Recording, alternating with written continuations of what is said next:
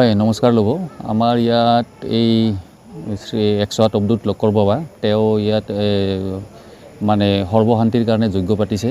তেওঁ এনেকৈ কামাখ্যাত বহুত বছৰৰ পৰা আমাৰ জনমে হোৱা নাছিল, তেতিয়াৰ পৰা তেওঁ ইয়াত যজ্ঞ কৰে আৰু সমাজৰ মানে সুখ শান্তিৰ কাৰণে তেওঁ সকলোৰে কাৰণে সুচিন্তা কৰি তেওঁ এই যজ্ঞখন পাতে। প্ৰত্যেক বছৰে তেনেকৈ পাতি আছে। আমিও ইয়াৰ পৰা প্ৰায় 20-25 বছৰ মানৰ পৰা তেওঁৰ লগত লাগিয়ে আছোঁ। তাক দেখিছোঁ যে মানে তেওঁ যিখিনি কাম কৰে বেষ্ট মানুহৰ সহায় শুশ্ৰূষা বেমাৰ আজাৰ আদি কৰি চবখিনিৰ কাৰণে তেওঁ কৰে। আৰু ইয়াত বশিষ্ঠত ইয়াতে আহি এইবাৰ কৰিব লগা হ'ল, মানে যোৱা বছৰো কৰিছে কিন্তু এই বছৰো কৰাৰ কাৰণটো হ'ল তাৰমানে কামাখ্যাত এই উঠা নমা এইবিলাক আৰু প্ৰায় এনেকুৱা হৈছে কি তাত এতিয়া যজ্ঞখিনি কৰাৰ কাৰণে ঠাই তাৰমানে নোহোৱাই হৈছে মাটিৰ। এতিয়া বিল্ডিং আছে কিন্তু এই মাটি নহ'লে মানে হেৰিত তেওঁ নকৰে যজ্ঞটো। তো সেইকাৰণে তেওঁ বশিষ্ঠতে যোৱা বছৰৰ পৰা কৰি আছে আৰু বেছি ইয়াত সমাগম বহুত হৈছে। কাৰণ আমি ইয়াতো যেতিয়া আহিছিলোঁ তাতকৈ এই 2 বছৰত আমি ইয়াত দেখিছোঁ যে মানুহৰ সমাগমটো খুব বেছি। আৰু ইয়াৰো কমিটিখনে যিখন বশিষ্ঠ এই শ্মশান কমিটিখিনিৰ মানে যিখিনি ব্যক্তি আছে তেওঁলোকে যথেষ্ট সহায় কৰিছে।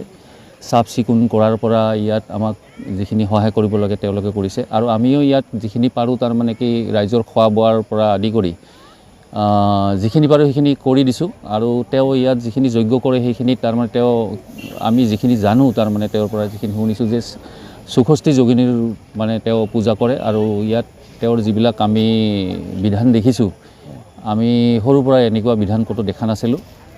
তেওঁ যথেষ্ট তাৰমানে ৰাইজৰ উপকাৰৰ কাৰণে এই যজ্ঞটো তেওঁ সম্পন্ন কৰে। জানিব পৰা মতে 100 বছৰ গৰকিছে বাবা।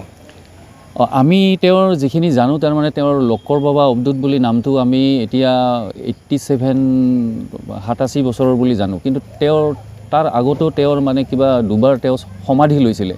তেওঁ সমাধিৰ যিখিনি ঘটনা তাৰমানে সেই সঠিকভাৱে আমি ক'ব নোৱাৰিম, সেইখিনি কথা তেওঁ পাৰিব আৰু তেওঁৰ সমকক্ষ যিখিনি মানুহ আছে তেওঁলোকে পাৰিব।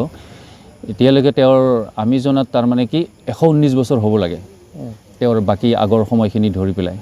তো সেই সঠিক কথাটো মই সঠিকভাৱে ক'ব নোৱাৰিম, কিন্তু এইটোত তাৰমানে তেওঁহে ক'ব জানিব কথাখিনি, বা তেওঁৰ সমকক্ষ কোনোবা সাধু সন্ত।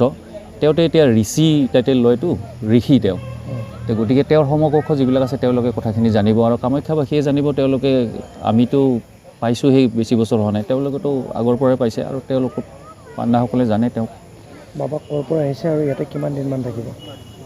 বাবা এতিয়া আমি জনাত তেওঁৰ গোটেই ভাৰতত 118টা মন্দিৰ আছে। গোটেই বছৰটোতো গোটেই মন্দিৰখিনি ঘূৰিব নোৱাৰে, অলপ চলপ 2-4টাকৈ বছৰত গৈ থাকে। আৰু তেওঁ এতিয়া আহিছে ডমুহানা কালী মন্দিৰৰ পৰা।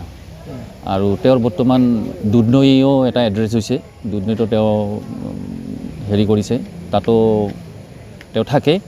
আৰু এতিয়া অহাটো তেওঁ দুধনৈৰ পৰা আহিছে।